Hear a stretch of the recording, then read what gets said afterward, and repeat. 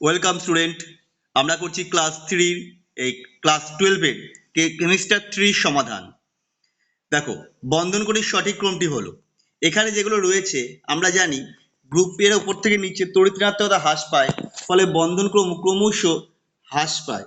অর্থাৎ বন্ধনকোণ সব থেকে বেশি হচ্ছে H2 এর, সব থেকে কম হচ্ছে H2T।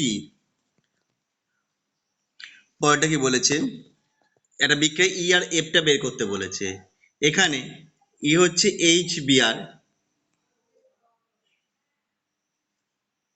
যা এখানে হলুদ বর্ণেরটা হচ্ছে লেড সালফাইড বা লেড ক্লোরাইড, যেটা হচ্ছে CH2 সাথে বিক্রিয়া করে সালফার তৈরি হয়। এটা হচ্ছে হলুদ বর্ণের সালফার, যেটা CH2 তে দ্রবীভূত হয়ে যাচ্ছে। কারণটা যাচ্ছে অপশন এ।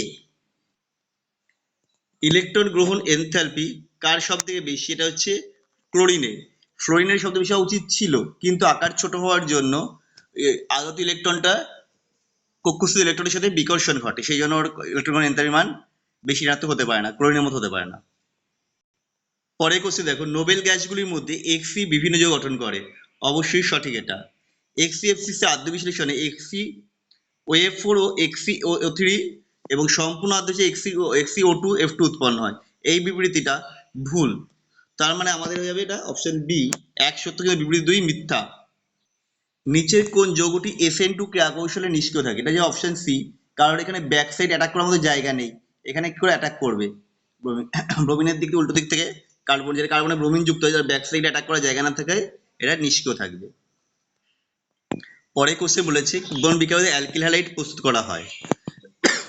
এটাতে করলে করা যাবে, কারণ H2 বেরিয়ে যাবে আর তার বদলে Clটা ঢুকে যাবে অন্য দুই Cl2 উপস্থিতিতে। কিন্তু শুধু HCl দিলে বিক্রিয়া করবে না অ্যালকিল হ্যালাইডটা, কারণ অনুঘটক প্রয়োজন হয়। আবার এটা বিক্রিয়া করবে, এটা যেহেতু 3 ডিগ্রি অ্যালকোহল বিক্রিয়া করতে পারবে এবং এক্ষেত্রেও বিক্রিয়া হবে। তার মানে এটা হচ্ছে অপশন ডি 1, 3 এবং 4।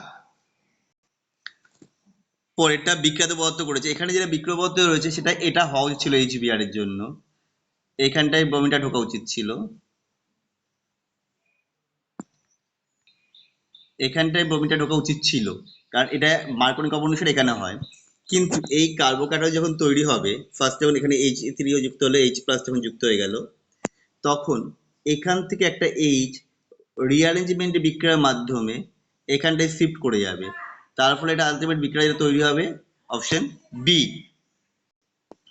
পরেরটা, নির্দিষ্ট দাবকে প্যারা ডাইক্লোরোবেনজিন অপেক্ষা অর্থ ডাইক্লোরোবেনজিন বেশি দাব্য। এটা সঠিক। বলছে অর্থ আইসোমার ধ্রুবীয়, প্যারা আইসোমার অধ্রুবীয়। এটাও সঠিক, কিন্তু এটার জন্য ব্যাখ্যাটা সঠিক হচ্ছে না।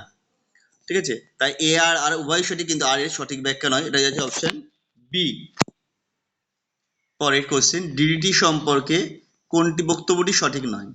দেখো, এখানে যেগুলো দিয়ে তার মধ্যে সি বক্তব্যটি সঠিক নয়, কারণ এটা জলে অদাব্য, জলে কম দাব্য, চর্বিতে বেশি দাব্য হয় বলে আমাদের শরীরে জমে থাকতে পারে এবং নষ্ট হয় না সহজে। ইথানলের সঙ্গে PCl5 তৈরি হয় ইথাইল ক্লোরাইড C2H5Cl, তার মানে আমার হতে পারে এটাও হতে পারে, এটাও হতে পারে, যা AgNO2 এর সাথে বিক্রিয়া করলে NO2 গ্রুপ প্রবেশ করবে, অর্থাৎ হবে C2H5NO2। Option C. বলেছে নিচের যৌগগুলির আম্লিকতার ক্রমটা দেখতে।